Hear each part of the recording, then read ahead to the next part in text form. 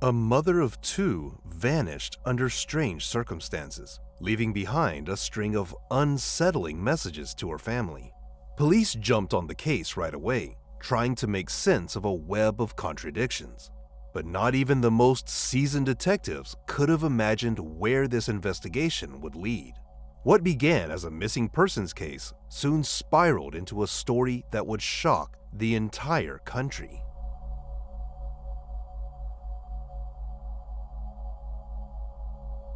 Katie Kenyon was born in 1983 in the small British town of Burnley. She had two sisters, older and younger, and the three of them were incredibly close. Even as a kid, Katie stood out for her kindness and generosity. She was the type of person who would drop everything to help someone in need. Later in life, she got married and had two kids, a son and a daughter. But eventually, her husband left the family. He still saw the kids from time to time, but from that point on, Katie was raising them on her own, which wasn't easy. She worked as a social care worker, and her paycheck barely covered the basics. But no matter how hard things got, Katie did everything she could to make sure her children had what they needed. On the morning of April 2nd, 2022, 33-year-old Katie went about her usual routine, got her kids ready and sent them off to school. But just a few hours later, around noon, her mom got a text from her that felt totally off. Katie said she needed some time away to clear her head and would be gone for a while. Her mom tried calling right away, but the call went straight to voicemail. And that's when the panic really started to set in.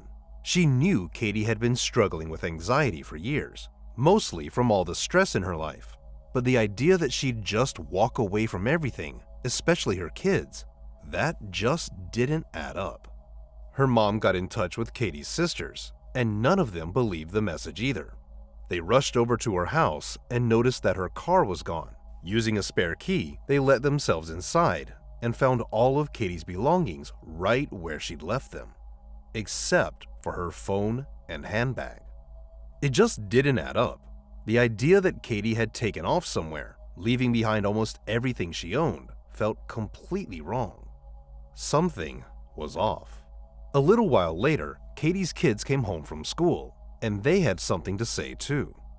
They'd both received strange messages from their mom. In the text, she said she needed to get help so she could be a better mother, and asked them to contact their dad so he could look after them while she was away.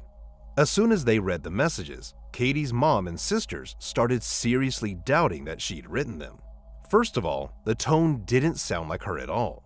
But more importantly, there was something else that really stood out. In both messages, the word while was misspelled, and that just didn't make sense because Katie never made mistakes like that. Then, her son mentioned something else. He said a man named Andrew had messaged him on social media. Andrew was Katie's ex, someone she dated for several years. In the message, he said Katie had checked herself into a clinic and asked him to take care of her dog until she got back. Katie's mom and sisters thought the whole thing was pretty strange.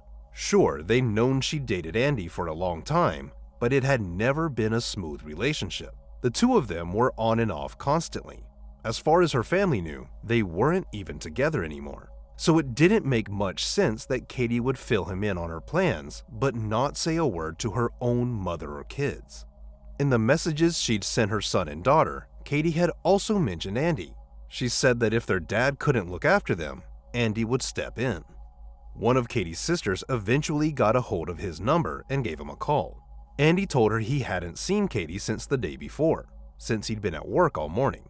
He said that around 2 p.m., she texted him saying she was going to drop her car off at his place, and that she was leaving the keys and her bank card in his mailbox. Katie had owed Andy a large sum of money, about £6,000, for anxiety treatment he'd helped her pay for in the past. So, according to him, this was her way of paying him back. In her next message, Katie said she was heading back to a clinic because she just couldn't handle the anxiety anymore. Andy said nothing about it struck him as odd, so he didn't think much of it. Still, Katie's sister wasn't buying Andy's story, not one bit. So, she and her boyfriend decided to drive over to his place and see for themselves. The moment they pulled up, she spotted Katie's car parked outside. Inside, she could see Katie's purse and other personal belongings, which only made her more suspicious. She knocked on Andy's door, hoping to talk to him face to face, but he refused to open it and told them to leave. The whole thing felt incredibly off. Katie's sister couldn't wrap her head around why Andy didn't seem the slightest bit worried, or why he was being so uncooperative. Her boyfriend ended up threatening to kick the door down if he didn't let them in, but Andy just called the police instead. A few minutes later, officers arrived and spoke with Katie's sister first. She laid everything out, how the family was worried sick, how they didn't believe for a second that Katie would just vanish without saying a word to anyone. She also pointed out her sister's car, still parked there with her stuff inside. After that, the police knocked on Andy's door. He gave them the same story he told over the phone, that he'd been at work when Katie texted him about leaving her car, keys, and bank card, and said she was going to check herself into a clinic. He even let them search his house and his van, and they didn't find anything suspicious.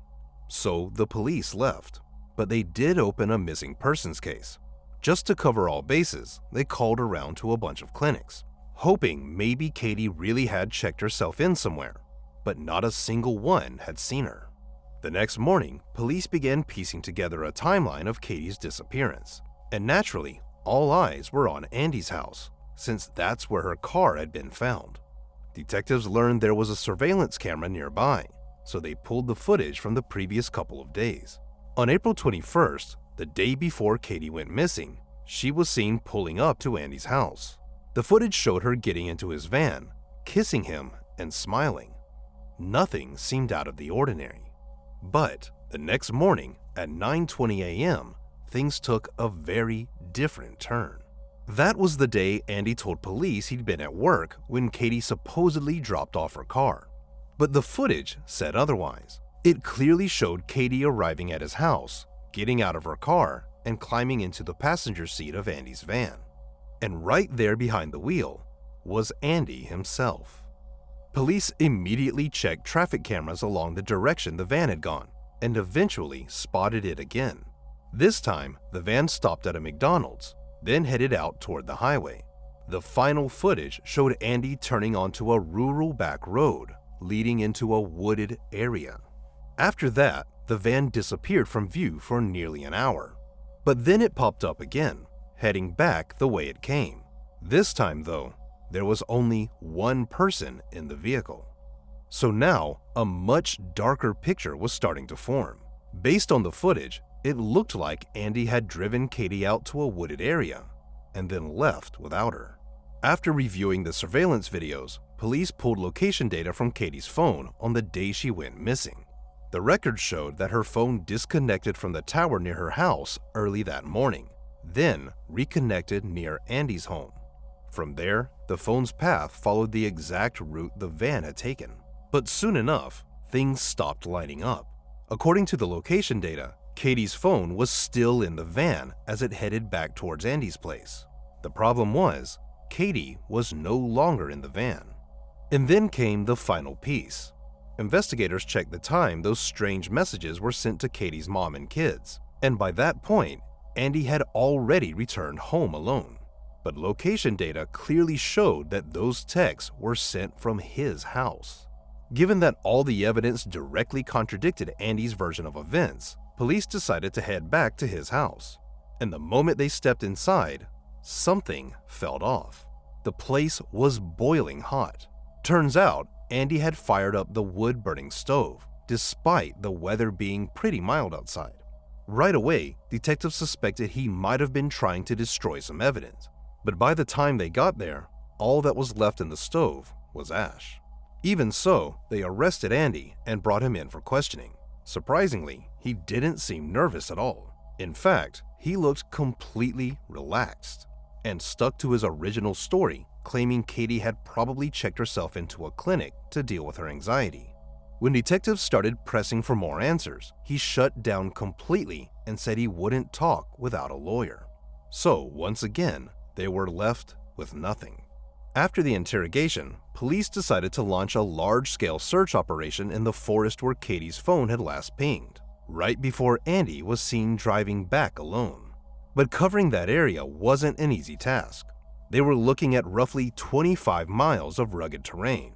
Still, they pulled in dozens of officers, requested backup from other agencies, and headed out into the woods. Soon, they had helicopters with thermal imaging, drones, specialized equipment, and even a team of divers. Volunteers joined in too, and the search quickly became one of the biggest operations their town had ever seen. But even with all that manpower, it still wasn't enough to cover such a huge area. Then, out of nowhere, police got a tip. Someone had seen Andy's van parked in a specific part of the forest. That changed everything. Now that they had a likely spot, they were able to narrow the search down to a 5-mile radius. As the search teams combed through the forest, detectives brought Andy in for another round of questioning. This time, they laid out the surveillance footage and other evidence they'd gathered. And now, faced with the facts, Andy changed his story. He admitted that he and Katie had driven out to the woods, but what he said next left investigators baffled. According to Andy, the two of them went there to have a picnic. He claimed Katie had a habit of writing down her thoughts in a journal and then burning the pages as a way to let go of things that were bothering her. He insisted that morning had been no different. They had a picnic, lit a small fire, she burned a few pages, and then, according to him, he drove home. As for what happened to Katie after that, he said he had no idea. Of course, detectives didn't buy Andy's story, but the problem was, they still didn't have any solid leads. The search teams had come up empty, and with no trace of Katie in the woods, investigators shifted their focus to her relationship with Andy. According to her family, Katie had met him 3 years earlier. He had 2 kids from a previous marriage, worked in construction, and at first, he seemed like a reliable, stable guy. But it didn't take long for her loved ones to notice cracks in the relationship. Andy had a habit of trying to control Katie, telling her how to act, how to talk, even how to think. He also constantly brought up her anxiety, using it as a way to dismiss anything she said or did that he didn't like. And over time, that pressure only made her anxiety worse. Eventually, Andy offered to pay for her treatment, and Katie agreed. But as time went on, things just kept getting worse. The fights became more frequent, more intense, and eventually, the relationship fell apart. For Katie, breaking up felt like a weight off her shoulders. But for Andy, it was something he just couldn't accept. Not long after they split, Katie discovered someone had slashed the tires on her car.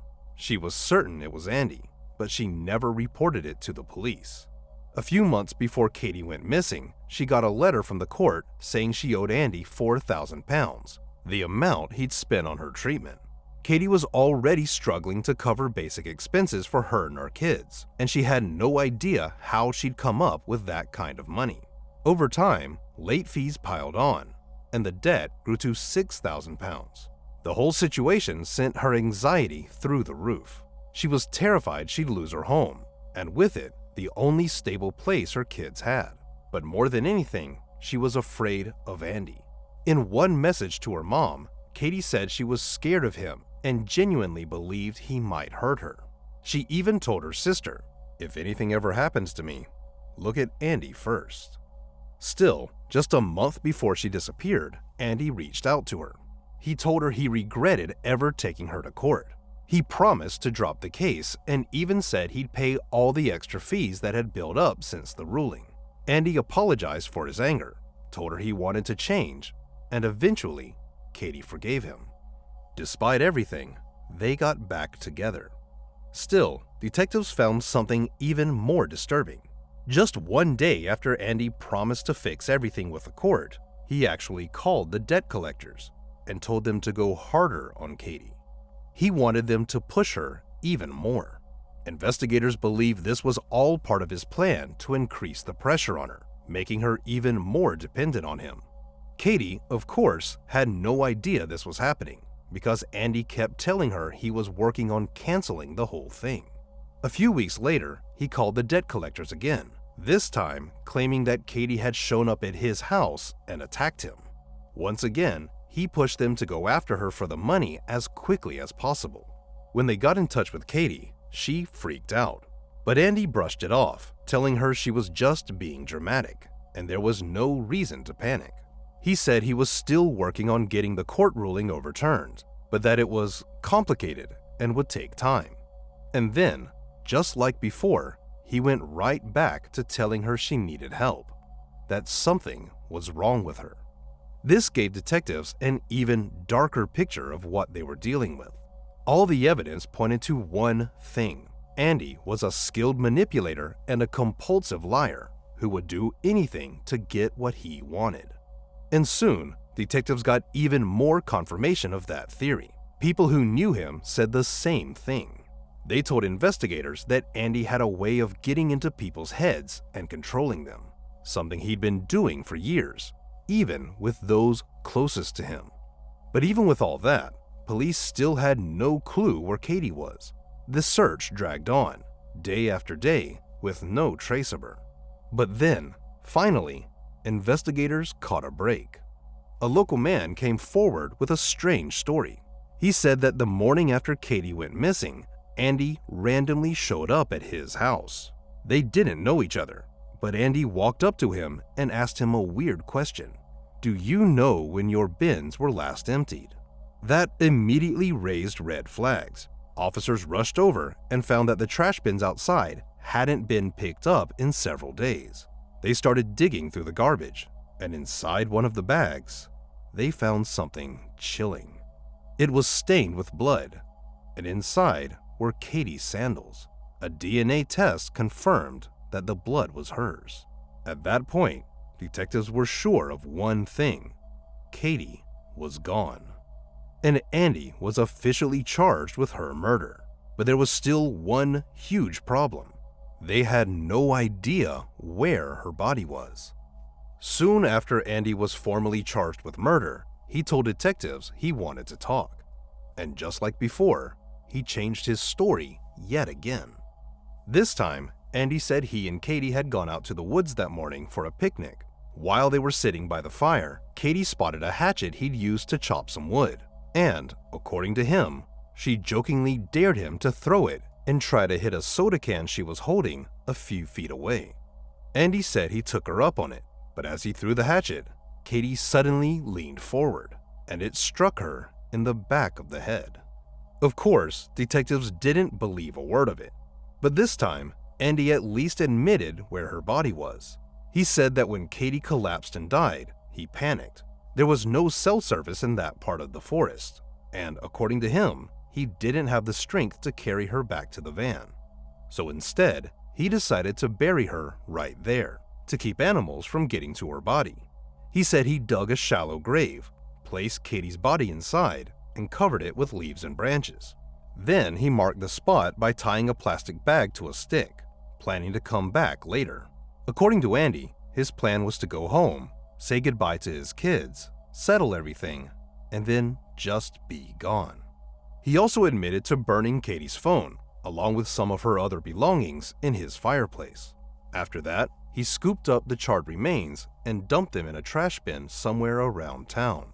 After speaking with Andy, police headed back to his house, hoping to uncover something new.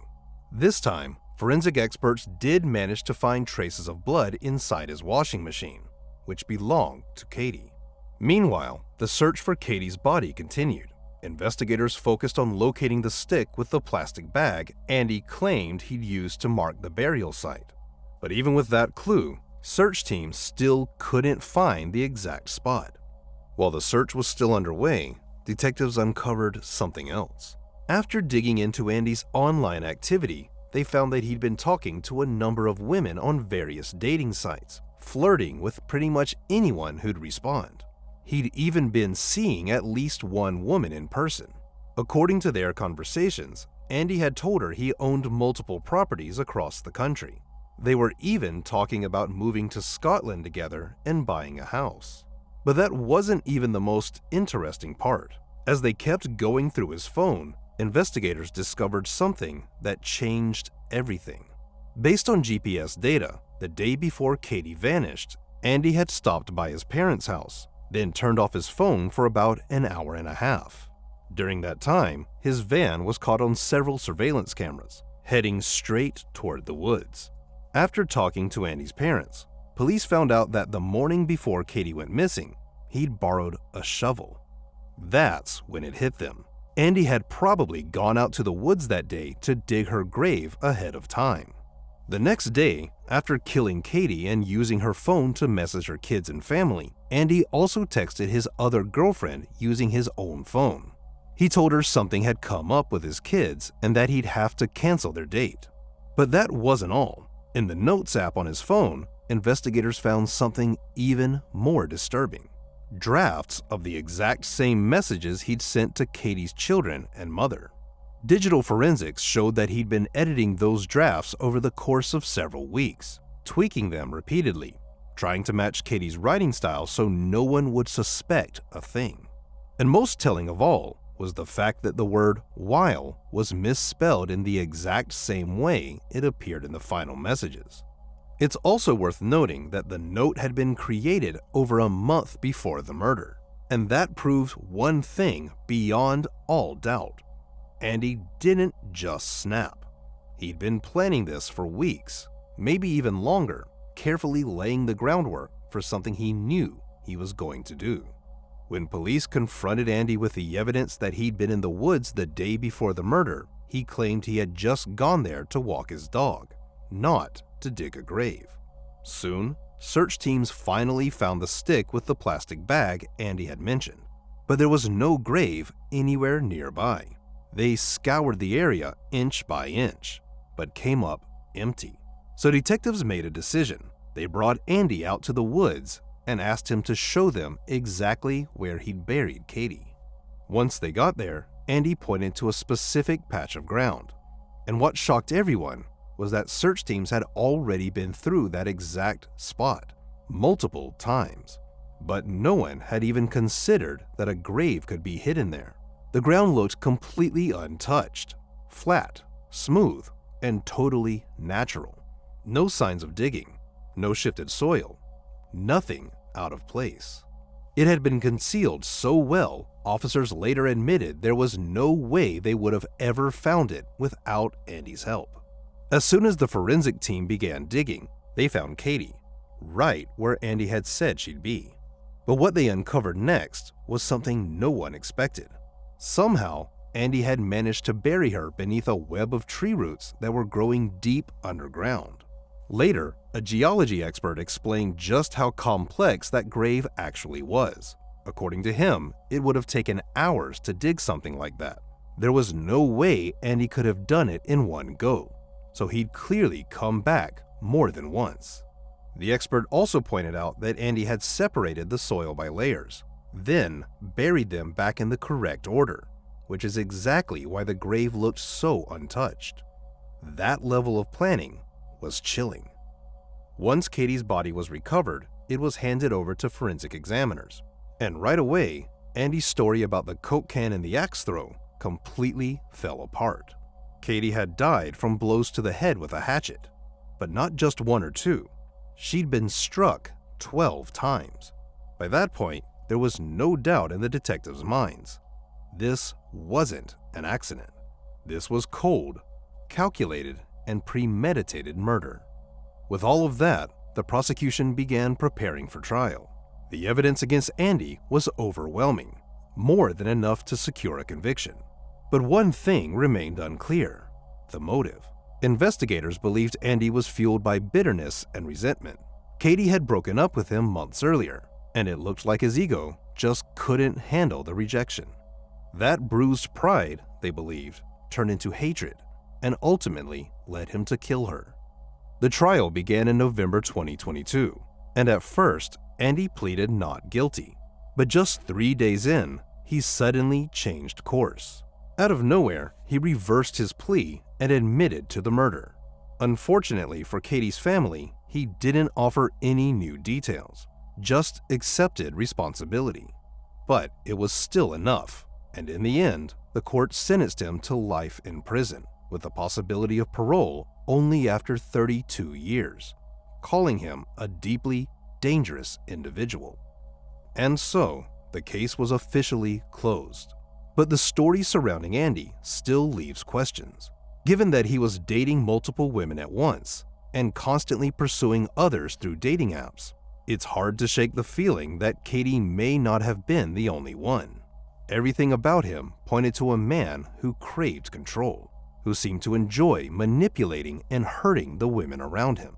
And there's every reason to believe that Katie might not have been the first. Share your thoughts on this story in the comments section, and don't forget to press the like button if you enjoyed my video. Thank you for watching.